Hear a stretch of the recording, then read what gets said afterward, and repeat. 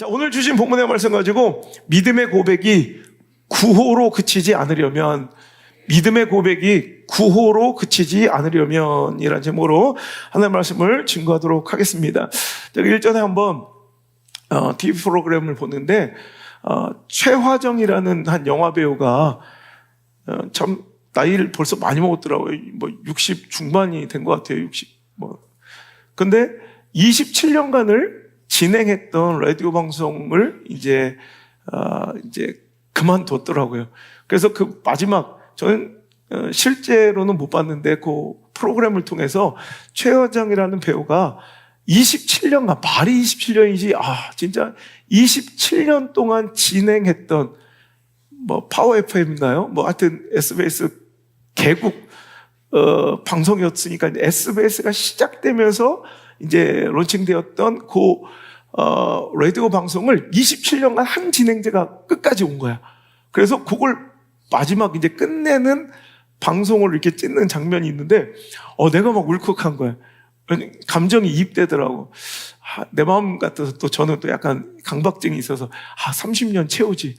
나 같으면 30년 채웠을 것 같아. 하여튼 그런데 구질구질 어떻게 해야 돼. 하여튼. 근데 그 마지막 방송 지금까지 최하장이었습니다. 이 말 하는데 목이 메어서 그 말을 제대로 잊지 못하더라고요. 그때 저는 어떤 생각했냐면 저희 마지막 설교는 무엇일까? 내 인생의 마지막 지금까지 안우성 목사였습니다. 라고 설교를 끝내야 되는 그날이 언젠간 올 것인데 그때 나는 어떤 메시지를 전하고 어떤 설교를 선포하게 될까? 뭐 옆에 아들이 있는데 막 눈물을 흘렸어요. 고민해봤어요, 그날.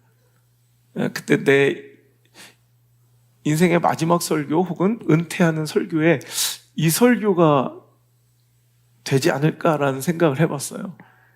여호수아가 이스라엘 백성을 이끌고 그 고단한 광야의 40년을 지냈고요. 그 치열한 가나안의 정복 전쟁을 끝냈어요. 그리고 이제 드디어 아브라함 때부터 하나님께서 언약하시고 약속하셨던 그 가나안 땅의 그 백성, 후손, 자손들이 그 500여 년 만에 그 약속 이후에 그 땅을 진짜 차지하러 들어가는 거예요. 이제 여호수아는 소임을 다했고 리더 여호수아는 자기 인생을 마무리하며 한 리더십의 마지막 또 한 인생의 끝자락에서 마치 유언처럼 최후의 설교를 하는 것이 바로 오늘 이 본문의 말씀입니다. 그러면서 그는 백성들에게 단호하게 선포하는 거예요.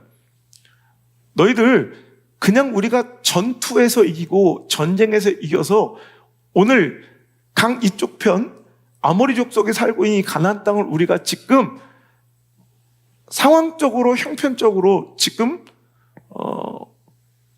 어떤 처지로서 우리가 이 땅을 밟고 정복했다고 끝나는 것이 아니라 진짜 우리의 최후의 목적은 여기서 하나님 백성 되는 것이다. 진짜 하나님의 자녀가 되고 이 땅 주신 우리가 잘나서가 아니라 우리가 대단해서가 아니라 내가 리더로서 전술과 전략을 잘 짜서 전투에 승리한 것이 아니라 하나님이 약속하신 땅 우리가 받는 건데 그냥 여기 들어가서 사는 것, 이 땅을 차지하고 우리도 이제 노예 생활 끝나고 이제 우리도 우리 민족을 이루면 우리 땅이 생겼다 뭐 이런 것으로 그치지 말고 정말 하나님 백성 돼야 된다라고 이야기하면서 너희들이 어떤 선택을 하든 이스라엘 백성들 공동체가 어떤 선택을 하든 그 선택에 상관없이 오직 나와 내 집은 여호와만 섬기겠노라. 너무나도 인생을 건 마지막 사력을 다해서 백성들에게 나는 공동체의 선택과 상관없다. 우리 집과 내 가정은, 내 인생은 니들이 어떤 선택을 하든 공동체가 어떤 선택을 하든 상관없이 다수와 대중이 어떤 선택을 하든 상관없다. 나와 내 집은 여호와를 섬기겠다. 근데 그 이면에는 제발 너희들도 여러분 일평생 이끌었던 그 팔로워들이 백성들이 나의 죽음 이후에 또 이 축복을 차지한 이후에 그저 흐지부지 없어질 것, 하나님과의 그 약속과 관계가 흐려질 것을, 또 이 땅의 우상을 숭배하며 살아갈 것을 걱정한 리더는 너희들도 정말 그랬으면 좋겠다는 염원과 정말 간절한 청을 담아 아주 결연하게 결단하는 그 장면이 바로 오늘 이 말씀이에요. 여러분 어때요? 여러분 다 이렇게 고백하며 사시잖아요. 난 하나님 섬기겠습니다. 난 하나님 따르겠습니다. 오직 나와 내 집은, 내 자녀들, 자손들은 여호와를 섬겼으면 좋겠습니다. 아니 섬기겠습니다. 막 이렇게 고백들 하시잖아요. 제가 전국 팔도 매주 돌아다니잖아요. 전국 팔도 전 세계를 돌면서 내가 15년 동안 매일같이 이렇게 매주 집회하면서 이런 생각을 해봐요. 이번 주에도 이렇게 교회 가면 항상 우리 교회는 잘 그런 거 없는데 벼룩박에 붙어있는 표들이 많아요.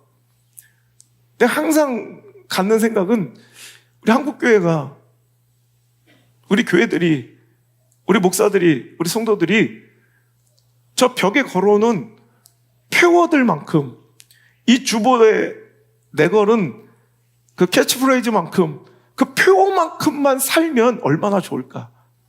저렇게만 되면 얼마나 좋을까? 과연 그렇습니까? 구원은 거창한데, 표어는 찬란한데, 우리들의 삶을 보라는 거예요. 우리 신앙의 현 주소를 보라는 거예요. 결국 내 믿음의 꼬라지들을 보라는 거예요. 여러분, 믿음의 고백은 고백으로서 그쳐서는 안 됩니다. 믿음의 선포는 선포로만 그쳐서는 안 됩니다. 믿음의 고백이 진짜 허황된 헛헛한 구호로만 그치지 않고 정말로 내 삶 속에서 실현되려면 어떻게 살아야 될까요? 오늘 이 말씀을 통해서 우리 한번 내 신앙을 점검하고 나도 한번 결단하는 그런 시간 되었으면 좋겠습니다. 여호수아는요, 오늘 백성들에게 이제 이 땅을 차지했어요. 이제 이 땅을 정복했어요.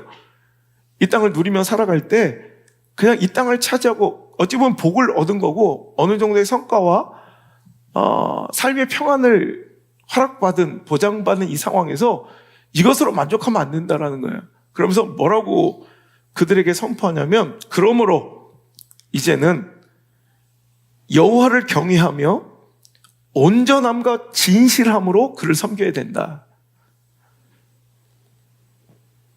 너희 조상들이 강 저쪽과 애굽에서 섬기던 신들을 이제 치워버리고 여호와만 섬겨야 된다.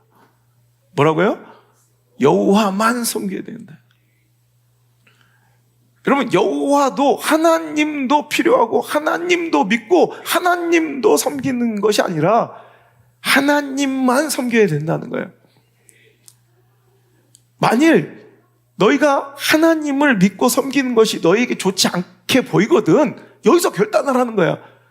하나님만 섬길 자신 없고 하나님을 믿고 따르는 것이 좋게 보이지 않걸라, 괜찮다, 여기서 결단하라 이거야. 너희 조상들이 강 저쪽에서 섬긴 신들을 선택하든지, 또 너희가 이 땅, 이제 강 저쪽은 뭐예요? 너희 조상들이 섬기던 신은 뭐예요? 애굽의 신들이에요. 애굽의 신.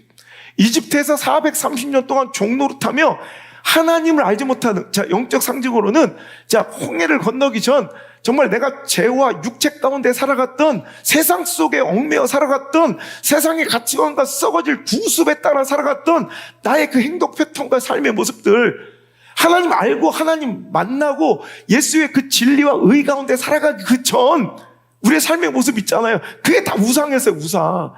여러분이 축하고 쫓고 정말로 애달게 살아가고 내 모든 행동과 선택과 결정의 기준이 되었던, 내 모든 소비 패턴과 내 재정 지출의 거의 대다수를 이루었던 그것들이 뭐였냐는 거예요. 이해가 되시죠?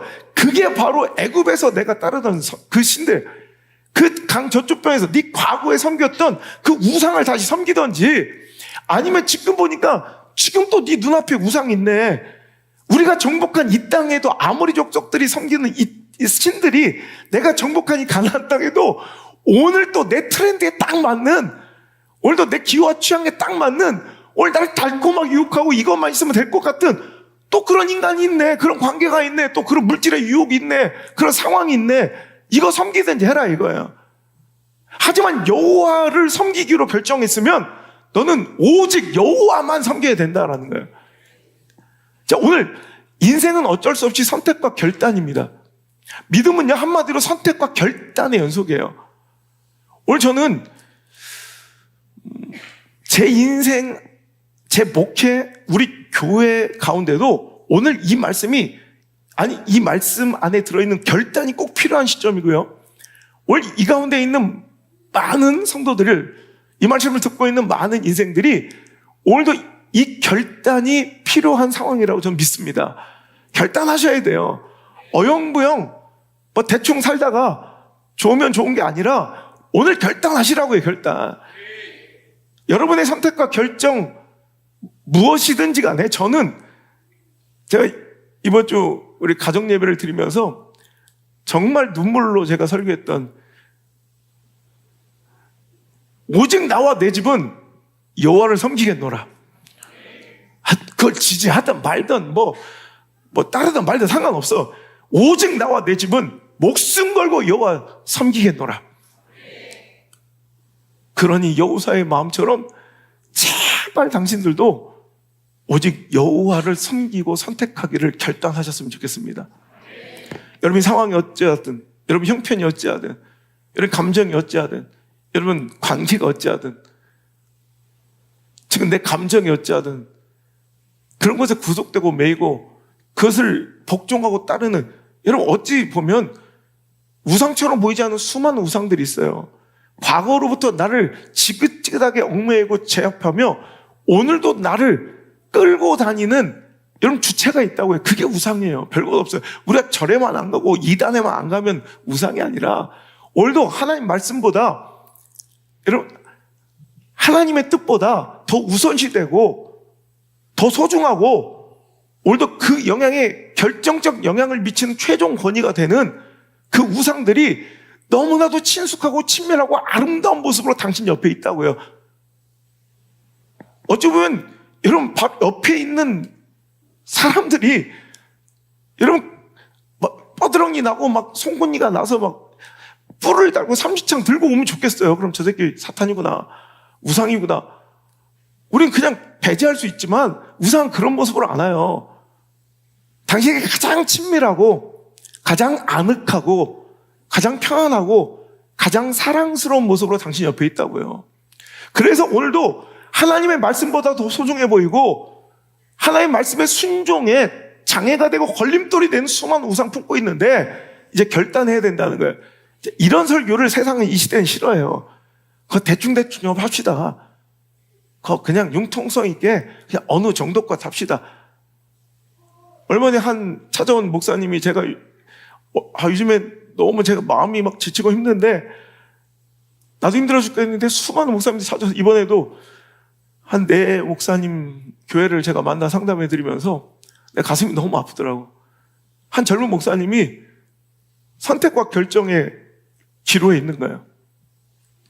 요즘 보면 말씀대로 신앙을 제대로 선포하고 가르치고 그 길을 몰라서가 아니라 가르치면 대부분 그런다는 거예요.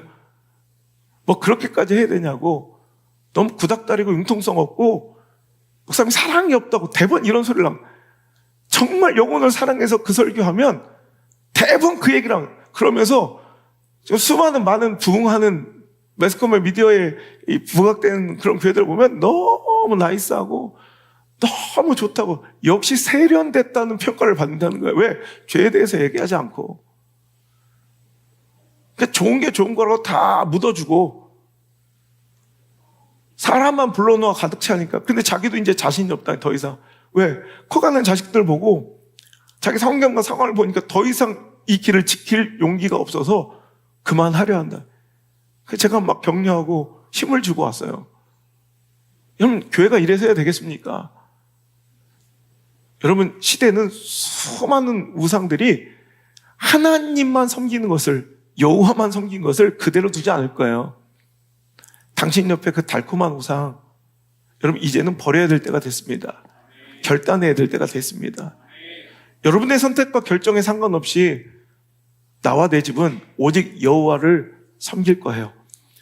이 중에 한 가정이라도 좋고 두 가정이라도 좋고 5사람 10사람이라도 좋으니 제발 진짜 여호와만 섬길 수 있는, 여호와도 필요할 때마다 부르고 여호와도 믿고 따르는 것이 아니라 그를 경외하고 진짜 섬기려면 온전함과 진실함으로 여호와만 섬겨야 된다는 이 여호수아의 말씀이, 안소 목사 입술을 통해 나오는 이 말씀이 지금 당신을 향한 하나님의 경고로, 마지막 기회로 들릴 수 있기를 간절히 축복합니다.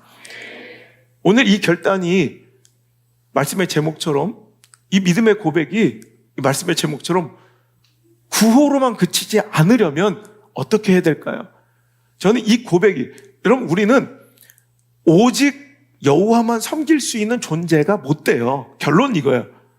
여러분 제가 생각해도 목사인 저도요, 가족 예배를 불러놓고 막 눈물을 흘리며 설교를 해놓고도 그날 밤을 꼬박 새면서 또 상황, 처지, 형편, 내 감정을 보면 또 이게 아닌 거야.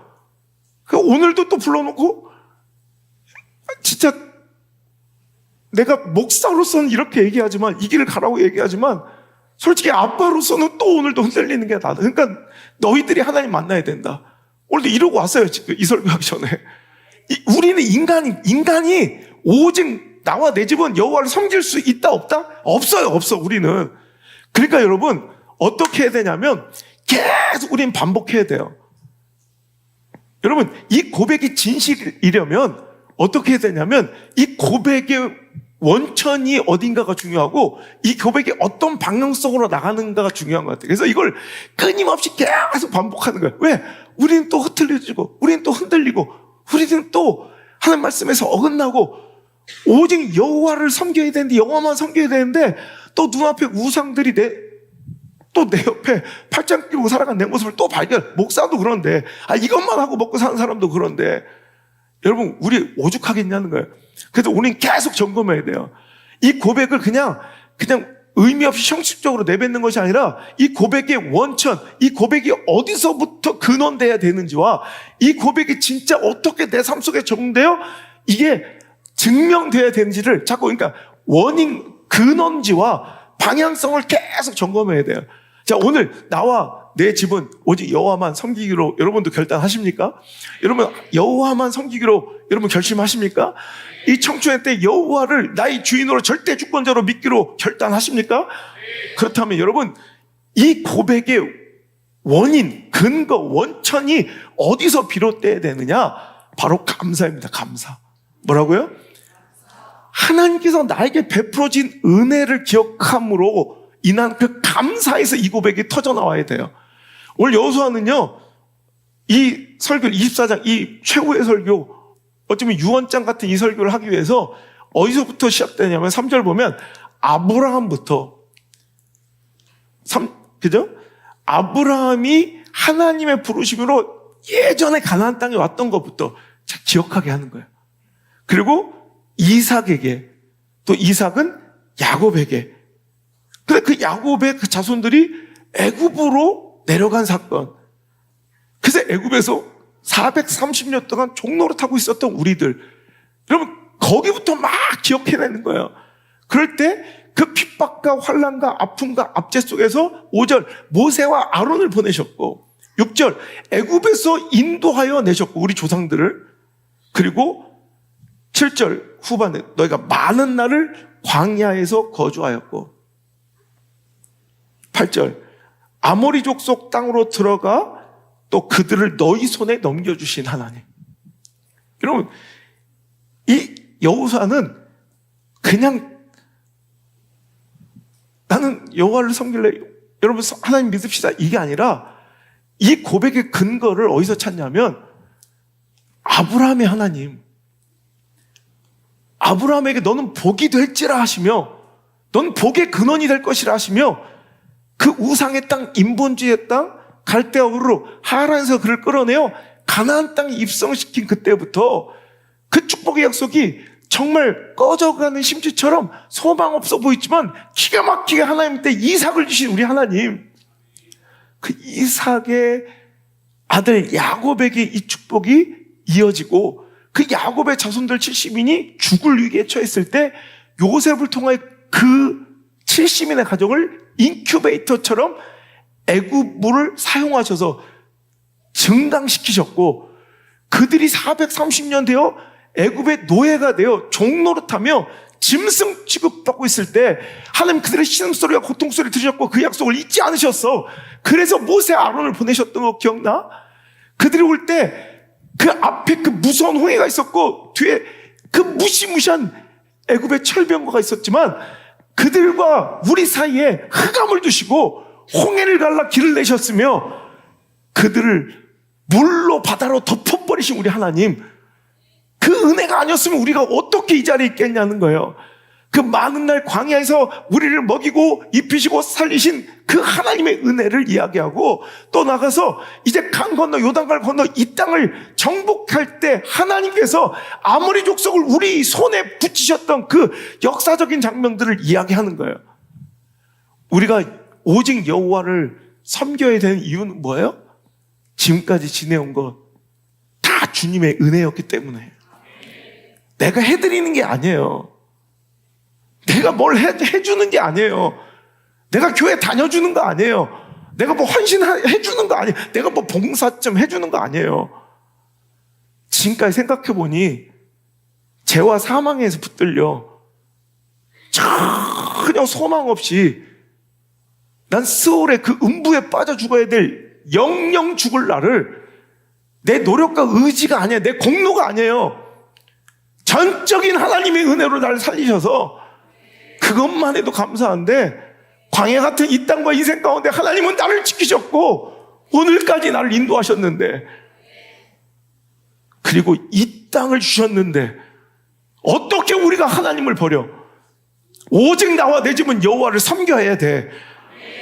어떤 상황 처지 형편이 아니라 내가 해드린 게 아니라 우리는 그래도 그래야 해 라는 거예요. 이게 내가 가족에게 했던 설교니까 여러분들 내 가족이니까 이 설교 들으세요. 그래야 돼요. 그래야 돼. 그러면서 이제 공동체 백성들, 이스라엘 백성들에게 얘기하는 거예요.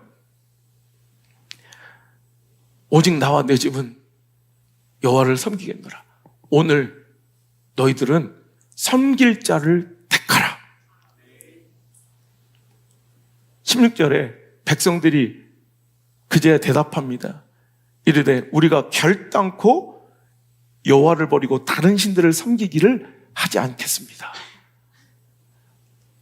리더의 단호한 결단으로, 리더의 단호한 결연한 그 의지와 고백을 들은 이스라엘 백성들이 우리도 당신처럼 여호와를 섬기지 절대로 여호와를 버리고 다른 신을, 우상을 섬기지 않겠습니다라고 결단하기 시작합니다. 자, 그러면서 그 결단의 근거가 여호수아의 이 설교를 듣고 여호수아의 이 고백을 듣고 이를 또 뭐라고 고백하느냐? 자, 17절, 18절. 이 고백, 우리도 여호와를 섬겨야 되겠다는 이 백성들 공동체의 고백이 어디서 근원했어요? 17절 시작. 이는 우리 하나님 여호와께서 친히 우리와 우리 조상들을 인도하여 애굽 종되었던 집에서 올라오게 하시고 우리 목전에서 그 큰 이적을 행하시고 우리가 행한 모든 길과 우리가 지나온 모든 백성들 중에서 우리를 보호하셨음이며, 여호와께서 또 모든 백성들과 이 땅에 거주하던 아모리 족속을 우리 앞에서 쫓아내셨음이라. 그러므로 우리도 여호와를 섬기리니 그는 우리 하나님이십니다. 아멘. 아멘. 여러분, 이 시간 설교가 중요한 게 아니라 여러분들 잠시 한번 눈을 감고 내 인생을 한번 기억해 보셨으면 좋겠어요. 오늘 우리가 누리고 있는 가나안 땅이 당연한 것인가? 내가 누리고 있는 이 신앙의 영역이 여러분 이 은혜가 당연한 것인가? 내가 지금 이토록 소중하게, 내가 정말로 아끼는 그 모든 것들이 어디서부터 왔는지. 여러분, 이거예요. 모든 것이 하나님의 은혜였다는 거예요. 그런데 뭘 다른 걸 섬겨? 여호와를 섬겨야지. 오늘 여러분, 우리의 믿음의 고백들이 정말 진실하길 바라고요. 저는요, 그냥 쇼하고 외형적으로 형식적으로 보여주고 이거 겁나 싫어해. 아니면 아니고 김은 긴 거지. 막 쇼하지 말자고, 쇼하지. 여러분, 제 마음에 들 것도 없고 제 눈에 들 것도 없고 하나님 앞에서 정직하게 진짜 주님 앞에 진실하게 믿음으로 살아가려면, 여러분, 이 믿음의 고백들이, 신앙의 행위들이 여러분 헛되지 않으려면 먼저 뭐 해야 돼? 은혜를 기억해야 돼.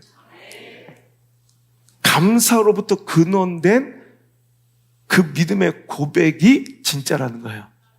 여러분, 예배가 뭐예요? 예배는 우리의 믿음을 계속해서 지속적으로 고백드리는 거예요. 그 고백이 헛되지 않으려면 헛헛한 구호와 표로, 행위와 형식으로, 쇼로 끝나지 않으려면 항상 그 밑바닥 저변에 내 모든 예배 행위와 모든 의식들 속에는 뭐가 있어야 돼? 은혜, 은혜, 은혜. 나는 죄 가운데 섰던 죄의 노예야. 죽어야 마땅한 죄이냐. 하나님이 살리셨고, 생각해보면 이 모든 축복, 은혜와 영광이 하나님께 주셨어. 그런데 내가 그것 좀 더 누리고 더 받겠다고 우상을 섬기고 살았던 거예요. 이 은혜를 기억하는 진실한 감사에서 이 진짜 고백이 터지는 거예요. 나와 내 집은 오직 여호와만 섬겨야겠구나. 그때 백성들도 그 설교를 듣더니, 오늘 저는 이 시간이 그런 시간 됐으면 좋겠어요. 오늘 여러분도 지금 눈을 감고 인생을 짧은 시간이지만, 여러분, 이거 되게 단순하지만 이 상식적인 일을 못해서 교회가 비난받고 조롱받고 우리의 믿음이 처참하게 짓밟히고 거지같이 버려지는 게, 여러분, 이 은혜를 기억하지 못하는 이 짧은 이 기억력, 유통기한 짧은 우리의 기억력, 이것들이 우리를 망하게 해요. 내가 대단하고 의로운 게 아니에요. 여러분, 믿음의 사람들은 자신이 숭고하고 위대한 게 아니에요. 그저 이 은혜만 기억할 줄 알면 알아서 겸손해. 알아서 믿음으로 살아요. 이 고백이 헛되지 않길 바랍니다. 믿음으로, 여러분, 믿음으로 살아가기 위해서 먼저 은혜를 기억하고 감사하시길 바라요. 그랬더니 여호수아가 고마워. 아멘 해줘서 고마워. 너 잘할 수 있어. 이러면 좋은데, 리더가 19절, 20절에 그 길 너의 아멘의 이 고백처럼 쉬운 게 아닐 거야 라고 이렇게 얘기합니다. 19절, 20절 시작. 여호수아가 백성에게 이르되 너희가 여호와를 능히 섬기지 못할 것은 그는 거룩하신 하나님이시요 질투하시는 하나님이시니 너희 잘못과 죄들을 사하지 아니하실 것임이라. 만일 너희가 여호와를 버리고 이방 신들을 섬기면 너에게 복을 내리신 후에라도 돌이켜 너에게 재앙을 내리시고 너희를 멸하시리라 하니. 여호수아가 백성들에게 그래, 여호와만 섬기겠다니, 여호와만 따르겠다니, 그래, 참 대견하고 좋은데 이거 알아야 돼. 우리의 신앙과 믿음의 결단과 고백은 그저 헛헛한 구호가 아니라 그냥 허망한 표가 아니라는 거예요. 우리의 신앙의 이 믿음의 고백은 하나님과의 사랑이고 하나님과의 관계라는 거예요. 하나님의 백성으로서, 하나님의 자녀로서, 하나님의 신부로서의 고백이에요. 여러분, 우리가 사랑해요, 나도 사랑해요, 이건 쉽잖아요. 우리 결혼해요, 근데 진짜 결혼 생활은 어렵잖아요, 그죠? 사랑은 어렵잖아요. 왜냐하면 이거는 관계예요, 이제. 그러니까 하나님은 우리를 어떤 비즈니스, 그래, 그러면 네가 그렇게 고백했으니 어느 정도 선에서 이렇게 하고 난 이걸 내어주마, 넌 이걸 공급해, 이 정도가 아니라 이제부터 이 고백은 하나님과의 관계가 되는 거고 하나님의 백성으로서의 이 결단이 되는 거고 하나님의 사랑하는 대상이 되는 거고 하나님의 자녀가 되는 거예요. 이건 다른 문제라는 거예요. 그냥 비즈니스적 관계로 나도 유익이 되면 그냥 어느 정도 이 유익을 위해서 이것만 맞으면 얼마든지 그냥 함께 공존할 수 있는 사이가 아니라 이 고백은 뭐예요? 관계, 인격적 사랑의 관계이고 아버지와 아들의 관계이고, 여러분 사랑하는 신랑과 신부의 관계로 우리가 맺어지고 종속되는 거예요. 그렇다면 여러분 이거는 함부로 할 고백이 아닌 것이, 이제 하나님은 우리를 사랑하셔서 그 사랑의 정점, 그 사랑의 순결함의 그 최고점 뭐예요? 질투까지 가셨다. 질투. 여러분 하나님 관계는 그런 거예요. 관계는, 사랑은 그런 거예요.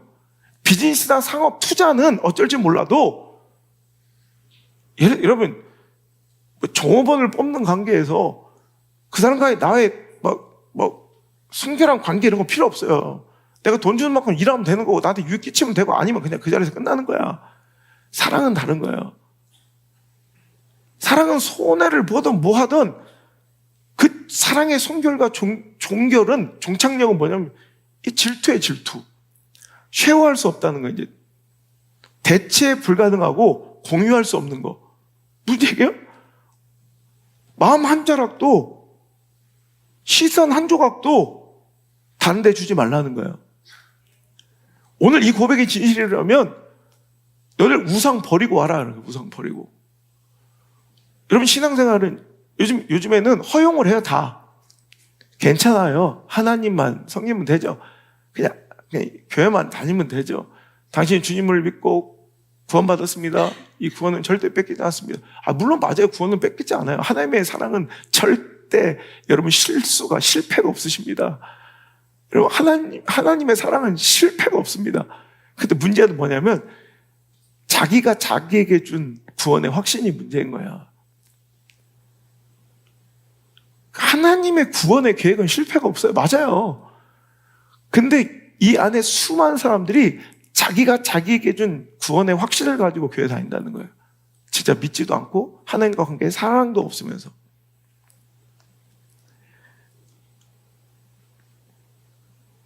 올해 하나님께서는 질투하시는 하나님이야.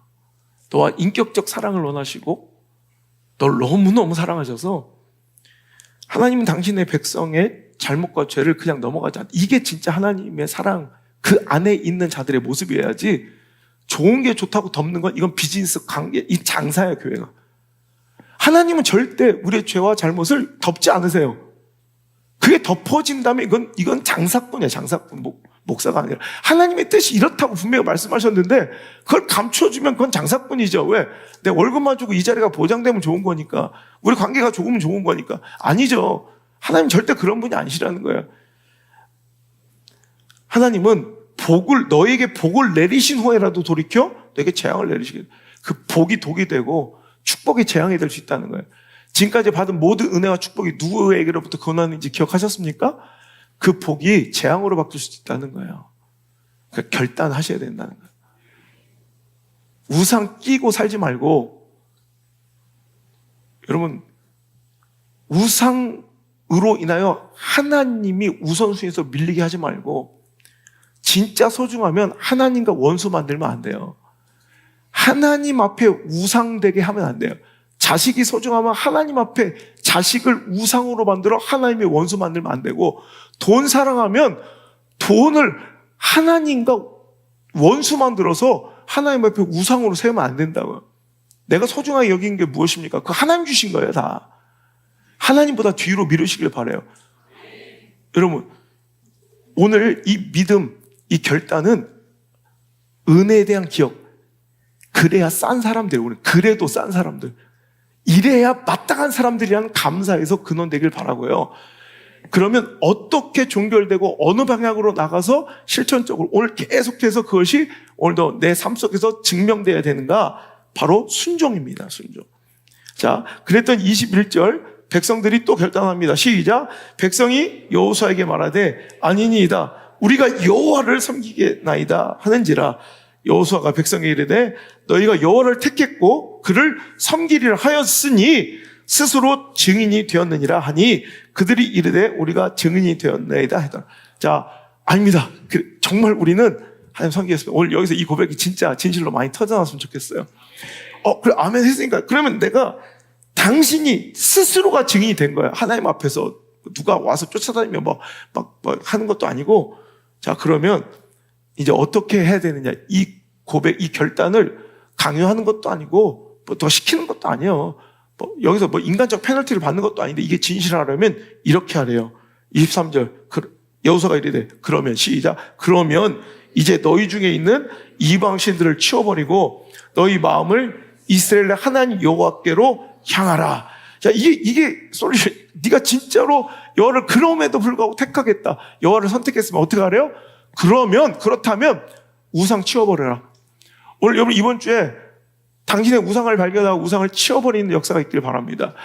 오늘도 하나님보다 앞서고 불순종하게 만드는 하나님의 뜻이 아닌데도 불구하고 오늘도 하나님 앞에 막혀있는 죄의 담들이 있어요.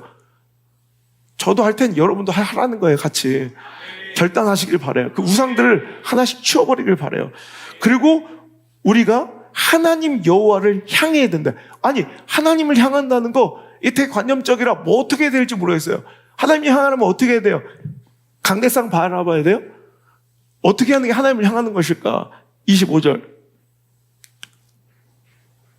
24절 시작. 백성이 여호수아에게 말하되 우리 하나님 여호와를 우리가 섬기고 그의 목소리를 우리가 청종하리다 하는지라. 자, 하나님을 향한다는 건 뭐예요? 우리가 상황을, 처지를, 형편을, 감정을, 관계를, 돈을, 정치 이념을, 진영 논리를 따라가는 게 아니죠. 뭘 따라가겠대요? 여호와를 따라가고 섬기고, 그리고 나서 그 목소리를 우리가 청종하겠습니다. 오늘 여러분, 이 믿음의 결연한 고백은 뭐 진지하게 막 목소리만 크게 한다는 것도 아니고, 뭐 어떤 행위로서 막 금식을 하며 표현하는 것도 아니고, 어떻게 막 진짜 이게 진실된 고백이 되려면 은혜의 감사, 은혜의 감격, 여기서 시작돼서 어디로 맞춰야 돼? 순종으로 여러분 향해야 되고, 어떤 상황 속에서 이게 진실되려면 상황, 처지, 형편, 감정, 관계 다 때려치고 뭐 해야 돼요? 말씀 듣는 거예요. 그리고 말씀에 순종하는 거예요. 알겠습니까? 말씀에 순종하는 거로 증명되고 표현되고 이게 강화되는 거예요. 그리고 또 그렇게 살아가다 어느 순간 또 내가 흐트러지고 불순종하고 또 마음이 꼬이고 막 이렇게 돼요. 그럼 또 다시 시작하는 거예요. 결단하는 거예요. 난 여호와를 섬기겠노라. 나와 내 집은 여호와를 섬기겠노라. 그럼 또 어디서 시작돼야 돼요? 감사에서 근원돼야 되고, 순종으로 종결되고, 이 시스템이 계속 구성돼야 돼요. 25절. 그날에 여호수아가 어디서? 세겜에서 백성과 더불어 언약을 맺고 그들을 위하여 율례와 법도를 제정하였더라. 그날에 여호수아가 어디에서? 세겜에서 언약을 맺었대요. 그리고 그들에게 마땅히 이제 하나님을 섬기고 따르려면 이제 그에 합당한 하나님의 율례와 법도를 제정한 거예요. 이제 그들의 선택과 결정과 행동과 모든 삶의 방향의 결정적 근거는 뭐가 돼요? 이제 내 감정과 기호와 취향과 내 욕망과 욕구와 뭐 이런 게 확률과 가능성 따위가 아니에요. 시대의 트렌드와 대세와 통념 따위가 아니에요. 뭐예요? 하나님이 기준이 되는 거예요. 이 법과 규례가 기준이 되어 모든 선택과 결정이 이어지게 된다는 거예요. 어디에서? 세겜에서. 그래서 이 말씀을 세겜의 언약식이라고도 불러요. 세겜의 언약식. 여러분, 세겜이라는 땅이 굉장히 중요한 상징적 의미를 갖는데, 이 세겜은 어떤 땅이냐면요. 자, 아까 여호수아가 이 말씀을 선포할 때, 이 결단을 고백할 때 어디서부터 그 이야기를 시작하면 백성들에게 이 믿음의 결단을 촉구했어요? 누구부터? 아브라함부터 시작했죠. 아브라함. 여러분, 아브라함이 하란에서 못 살고 그냥 도피한 게 아니에요. 살 것 없어서 그냥 야반도주한 게 아니에요. 충분히 잘 살고 잘 누리고 있는 그를 하나님께서 불러서 그냥 가나안 땅으로, 갈 바를 알지 못하는 아무것도 보장되지 않는 땅으로 보내신 거예요. 어디에서? 창세기 12장에서. 그죠? 그럴 때 아브라함이 그 말씀에 순종하여 그 약속을 믿고 떠났다는 거예요. 자기가 누렸던 모든 기득권과 인생의 모든 가치를 다 내려놓고, 감정과 한계를 다 내려놓고, 내 모든 꿈과 비전과 소망과 나의 스케줄, 예상, 모든 걸 다 내려놓고 하나님의 말씀 따라 갔다는 거예요. 가나안으로. 그죠? 그 가나안에 입성했을 때 그 가나안 땅에 처음으로 도착해서 처음으로 제단을 쌓은 곳이 바로 어디다? 이 세겜이었어요. 세겜은 나의 옛모습으로 하나님을 선택한 첫 상징적인 예배의 자리고요.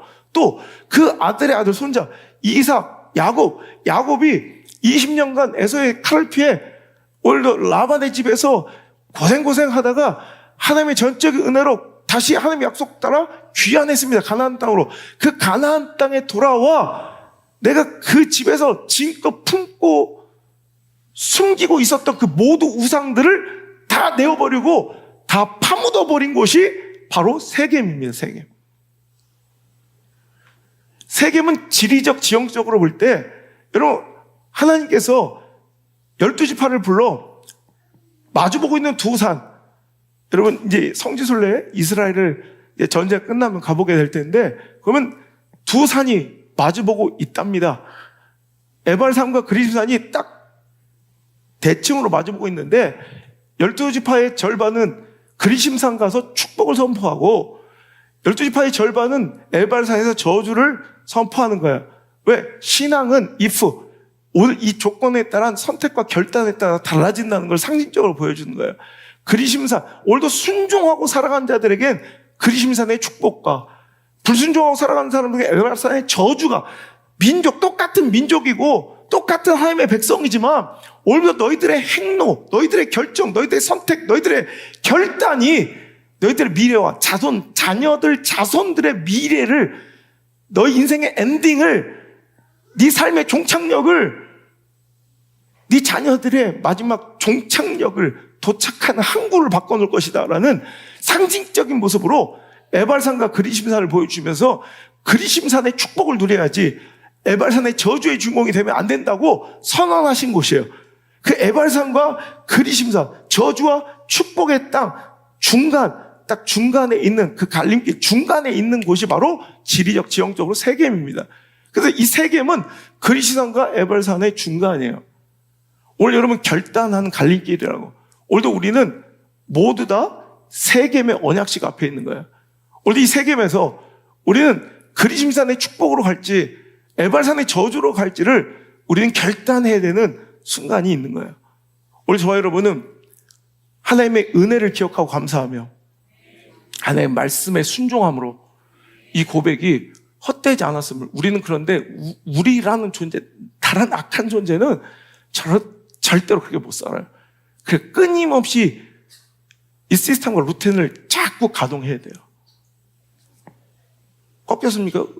시험 들었습니까? 침체, 그거 자랑 아니에요. 그것도 습관돼요. 더러운 고질병이 돼요. 그럴 때 만드세요, 자꾸. 고백하세요. 결단하세요. 그리고 어떻게 해야 돼? 은혜를 기억하는 거예요. 감사해서 근원돼야 되고 순종으로 종결해야 돼요. 그래서 말씀 청종하고 어떻게든 순종으로 나가면 이 고백이 진실이 돼요. 그래서 내 신앙이 또 강화돼요. 이 지킨 말씀들이 나를 보호해요. 그리고 또 가다 어느 정도 영적 성숙의 지점에서 또 흔들려요. 또 기억해요. 아니 먼저 결단해요. 이 결단이 어디서 나와야 돼요? 은혜에 감사해서 지금까지 지내온 거 모두 다 하나님의 은혜였습니다. 그리고 순종함으로, 그때그때마다 주시는 말씀에 순종함으로 이 믿음을 자꾸 강화시켜야 이것이 헛소리가 아니라 허망한 표와 구호가 아니라 진짜 내 삶에 진실된 하나님 앞에 결단과 고백이 될 줄 믿습니다. 여러분, 사랑, 충성, 신의, 섬김, 사명, 이런 것들은 그냥 환경에 의해서, 적당한 필요에 의해서 고백되어서는 안 되는 단어들이에요.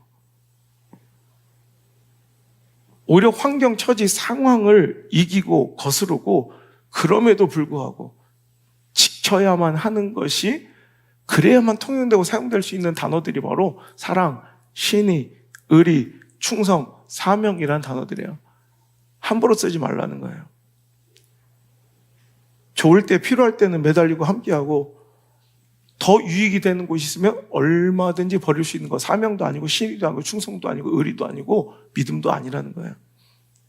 혹은 그 관계가 유익되었다가 어느 순간 그 관계가 손해되면 얼마든지 그것을 배제하고 버릴 수 있는 것도 사랑, 신의, 의리, 섬김, 충성, 사명이 아닌 거죠. 그죠? 여러분, 우리의 믿음은, 하나님에 대한 사랑은, 충성은, 신의는, 사명은 그렇게 발현돼야 돼요. 하나님 그래서 의도적으로 보여주세요. 힘들고 어려운 상황과 처지와 행동과, 왜? 아니, 평온할 때, 잘 나갈 때 형통하고 재밌고 즐겁게만 하면 그게 누가 못해요? 어제까지 절 다시는 분도 해요. 그러니까 하나님께서는 환경, 처지, 상황을 비틀어 놓으시고, 그래도 불구하고 쟤는 나를 진짜로 사랑하는지, 그럼에도 불구하고 진짜 믿는지,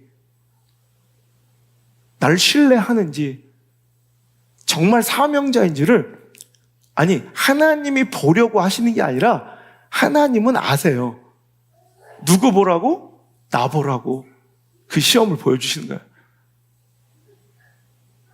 어떤 사람에게는 네 스스로가 보아도 처참하고 꼴보기스럽고 꼬라지가 실패자 같고 도저히 믿음 없는 것 같고 처참하고 부끄럽고, 그래도 너 봐봐, 너 이렇게 믿음 있는 사람이야 라는 것을 보여주시기 위해서, 아니면 네가 그렇게 의롭고 신실한 척하고 잘난 척해도 봐봐, 너 이거밖에 안 되는 인간이야 라고 보여주시기 위해서 하나님이 일부러 상황, 처지, 형편을 비틀어서, 그렇잖아요. 재벌인데 누가 사랑 안 해요.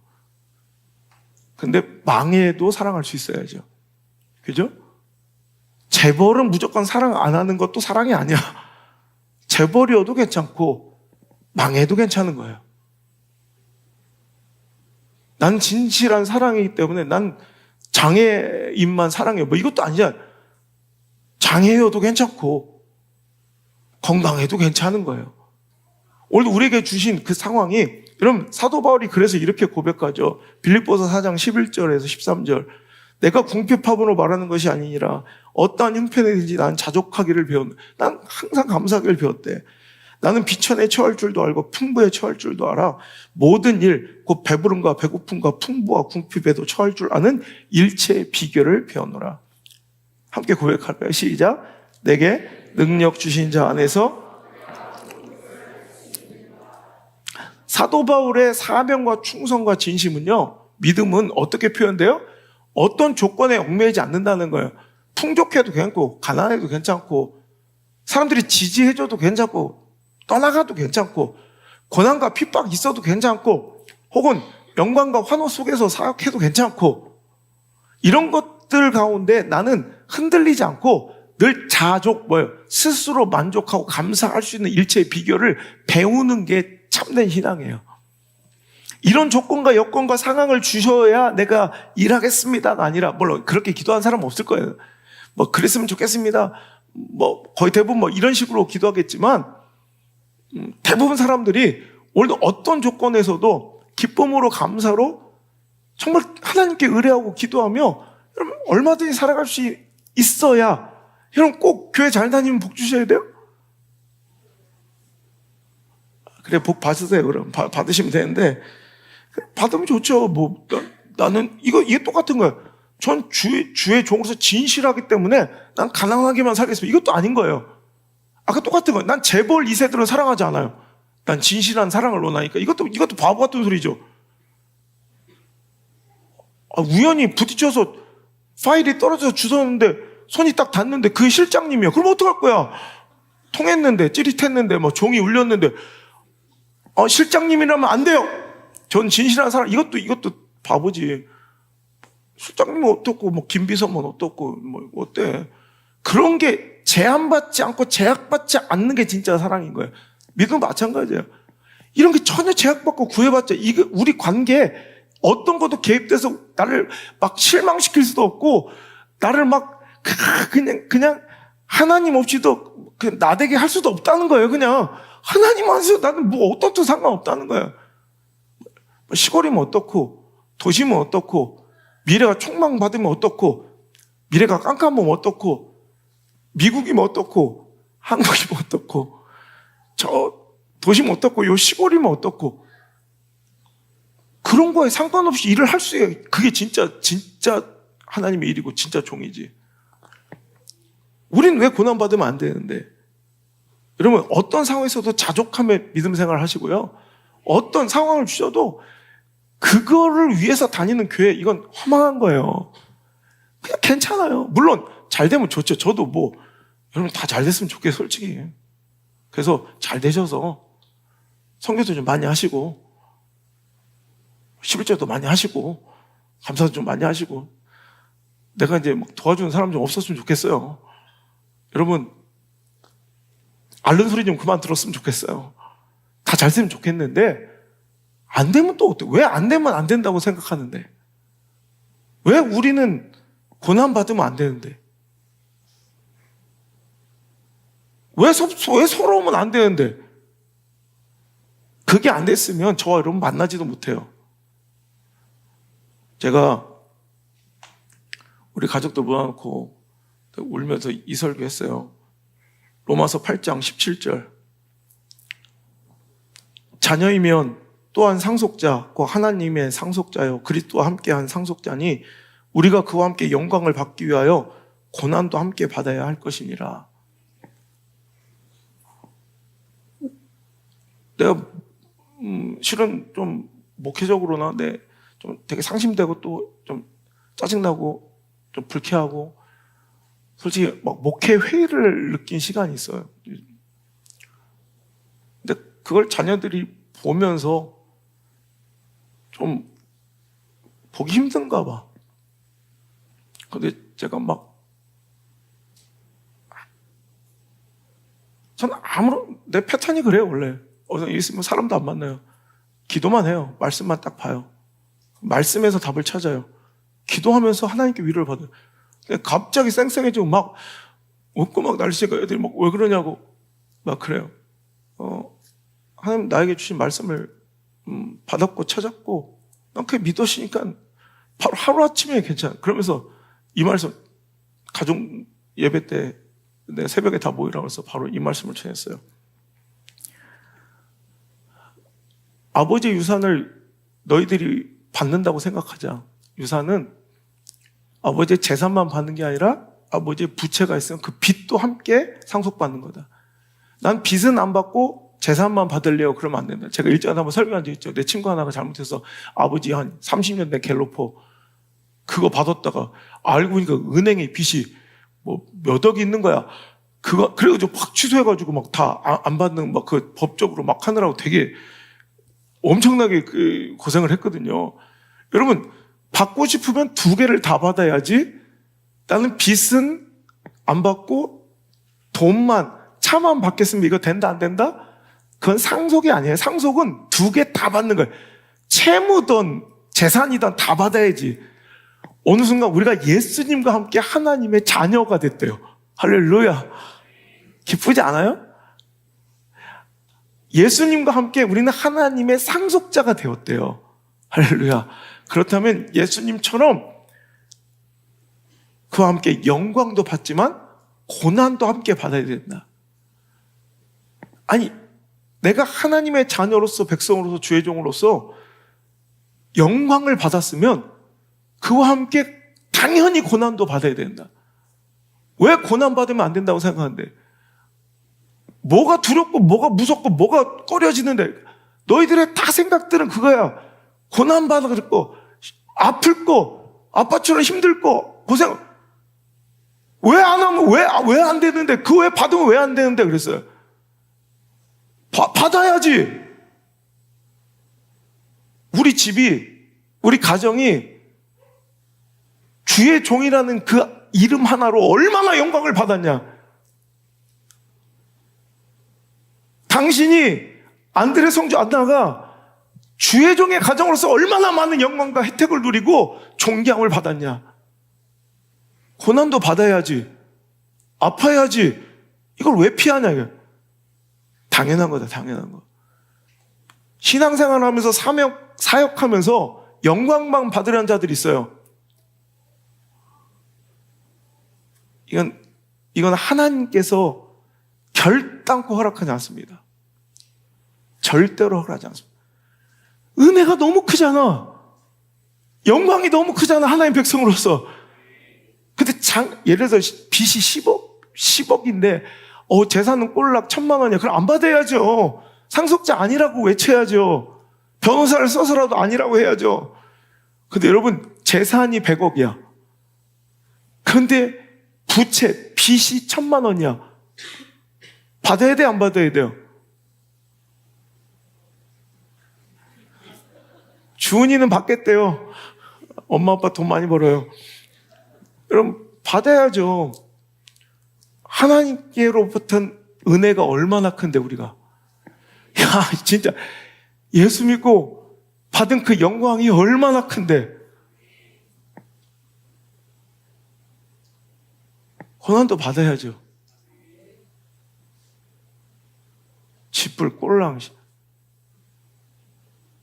뭐 신앙생활 하면서 내가 1만 달란트에 말도 안 되는 거예요. 이거 숫자적으로 말도 안 돼. 1만 달란트라는 것 자체가 이거 말도 안 되는 거예요. 한 달란트가 그럼 30kg인데 이거 말도 안 되는 거예요. 1만 달란트면 얼마나 금값. 대단하죠, 지금? 말도 안 되는 거예요. 그냥 상상하지도 마. 아니, 계산도 하지 마. 느끼지도 마. 그냥 엄청난 거예요. 그 빚을 없어졌어요. 그랬더니 나가다 뭘 두드려 패? 100데나리온. 1만 달란트의 은혜를 입은 자가 뭐예요?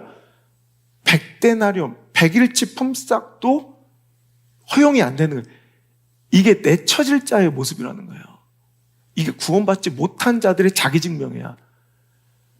진짜 구원받고 믿는 사람들은 여러분 여기서 드러나요. 그 최종 판단과 결정과 행동들을 보면 그 1만 달란트의 은혜로 인하여 살아요. 100데나리온 빚지고 내가 멱살 잡고 싶은 사람이 없어서 잘 사는 게 아니라 그 은혜로 살아요. 충분히 감사하면서 행복하게 말해요. 로마서 8장 18절에 이렇게 생각하건대 그런데 말이야 현재의 고난은 장차 우리에게 나타날 영광과 비교할 수 없느니라. 믿습니까? 여러분 이 은혜에 비해서 이런 고난은 특히 나중에 나타날 장차 하나님 주실 영광은요 비교할 수도 없는 거예요. 비교할 수.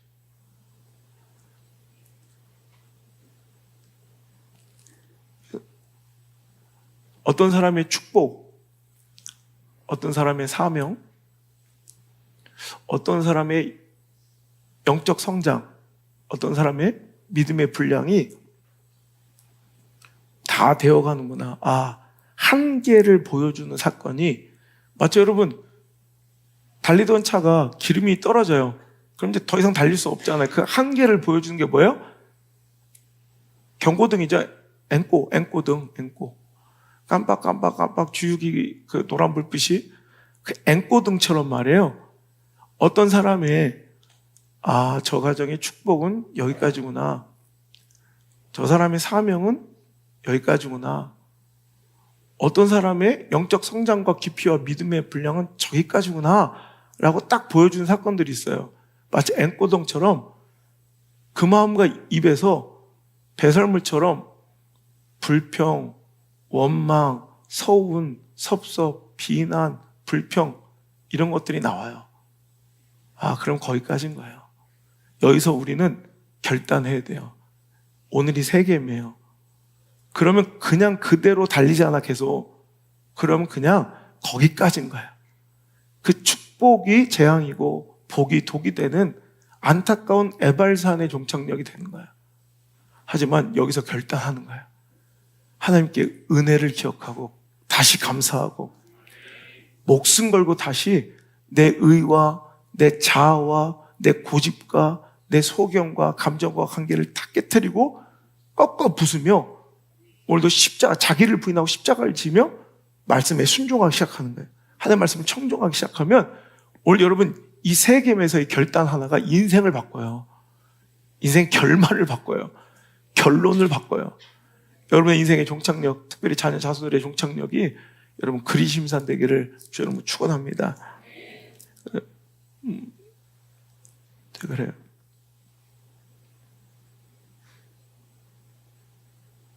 내가 우리 가족들한테 그랬어요. 항상 어떤 상황, 처지, 형편에서도 자족하고 감사하는 것으로 문제를 풀고 이겨내라. 아빠가 보여줄게. 이번에도 또 보여줄게. 감사로 승리하는 법을, 감사로 이기는 법을 보여줄게. 정확하게 지금 감사와 불평, 불만, 섭섭, 서운, 비난, 불순종, 이것들의 정확한 대치 속에서 명확하고 선명하게 아빠 보여줄게. 감사가 이기는 거, 내 기도가 이기는 거, 기쁨이 이기는 거 내가 보여줄게. 적나라하게 보여줄게. 잘 봐내 그랬어요. 여러분도 오늘 이 말씀 잘 기억하세요. 오늘 이 말씀을 꼭 기억하셔야 돼. 언젠가 몇 년 후에, 아니면 몇십 년 후일 수도 있고, 엄청난 중요한 결단과 선택과 그 이유가 왜 그랬는지 이 말씀을 들어 나중에 설명할 수 있을 거니까 이 말씀 꼭 기억해 두시고 나중에 내가 보여줄게요. 여러분, 믿음은 어떤 종교 생활이 아니라 어떤 내 마음에 그냥 위로받고 감정적으로 힐링받고 돌아가는 심리의 상담센터가 아니에요. 실제 존재하는 영적 전투이고 실체예요. 보이지 않지만 여러분 영적 세계는 실존하고 실체예요. 그 선택과 결정에 따라 성경에 약 5,000개 이상의 if가 있다고 그러죠. 여러분은 그리심산의 결론을 향하는 선택과 결정으로, 여러분 이거 하나 딱 되면 끝나는 거예요. 기쁨, 기도, 감사. 여러분 또 이걸로 이겨내는 거예요. 풀어내는 거. 오늘도 감사가 다시 회복되길 바라고, 그리고 다시 말씀의 순종으로, 난 어떤 데는 보면 진짜 카카오톡 프로필 같은 교회 벼룩박에 허무하게 매달려 있는 그 궁색한 피오들처럼 그냥 허망한 외침과 자기들조차 믿지 않고 걸어놓은 그런 벼룩박의 표가 되지 말고 진짜 한번 멋지게 오늘부터 도전해 보셔서 여호와만 섬기기로 결단하고, 과거에 나를 끌고 다녔던 혈기든 탐욕이든 어떤 쾌락과 즐거움의 유혹이든 내 인간적 욕망과 욕심과 야망이든, 여러분 그 애굽의 신을 버려버리고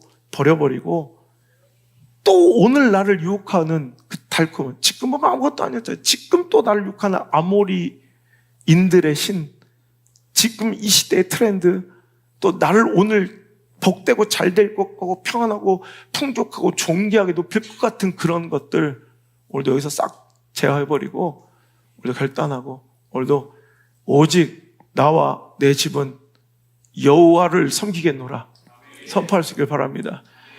여러분 착각하지 말 것은 교회에서 자녀들 길러주는 게 아니라 먼저 그 신앙의 기틀은 집에서 찍혀오는 거예요. 가정에서 찍혀와서 그 모양으로 가요. 교회에서는 단지 도울 뿐이지. 그래서 여러분, 제가 우리 아버지 목회 50년 보고 저도 22년 목회하면서 결국 애들은 부모의 행동과 선택과 결정의 대가와 값을 받아요. 그 열매를 따먹게 돼요. 정신 차리시고, 오늘도 여기가 세겜입니다.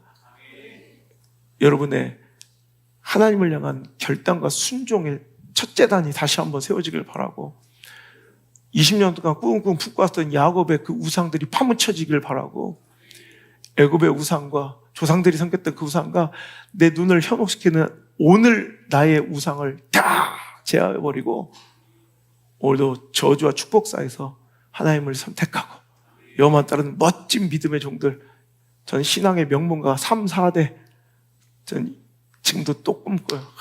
우리 손주들 몇 명 날까? 3, 3은 군대, 조금 무리다 싶기도 하고, 혹은 4, 3, 12? 하여튼 한 놈도 잃어버리지 않고 반드시 목숨 걸고 같이 천국 데려갑시다. 그것이 저의 꿈입니다. 여러분의 꿈입니다. 찬양합시다.